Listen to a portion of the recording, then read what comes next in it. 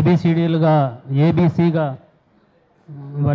వర్గీకరించినటువంటి justice Shamim Akhtar గారి నివేదిక committee చాలా తప్పుల తడకగా ఉన్నదని తెలియజేస్తున్నాను. అలాగే రాష్ట్రపతి ఉత్తర్వులో లేని కులాలను అసలు ఎస్సీలుగా ధృవీకరించొద్దని మేము తెలియజేస్తున్నాము. అలాగే మందకృష్ణ దగ్గరికి పోయినటువంటి కులాలన్నీ బీసీలో ఉన్నటువంటి మాల పేరు చెప్పుకొని ఈ యొక్క డూప్లికేట్ కులాలు అనేటివి పోవడం జరుగుతుంది. అలాగే పంజాబ్ మోడల్ తమిళనాడు మోడల్గా రిజర్వేషన్ 18% పెంచి ఆ యొక్క 3% మాల గ్రూప్లో కలిపి మాలలకు 8% రిజర్వేషన్లు ఇవ్వాలని రాష్ట్ర ప్రభుత్వాన్ని మరి షమీం అఖ్తర్ గారికి విజ్ఞప్తి చేస్తున్నాము.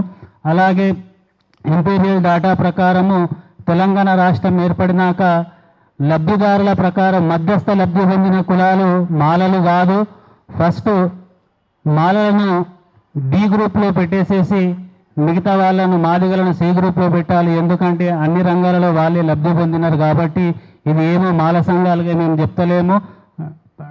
ప్రభుత్వము ఇచ్చినటువంటి డాటా ప్రకారం ఇది ఉన్నది కాబట్టి షమీం అఖ్తర్ గారు మళ్ళొకసారి ఆలోచించాలి.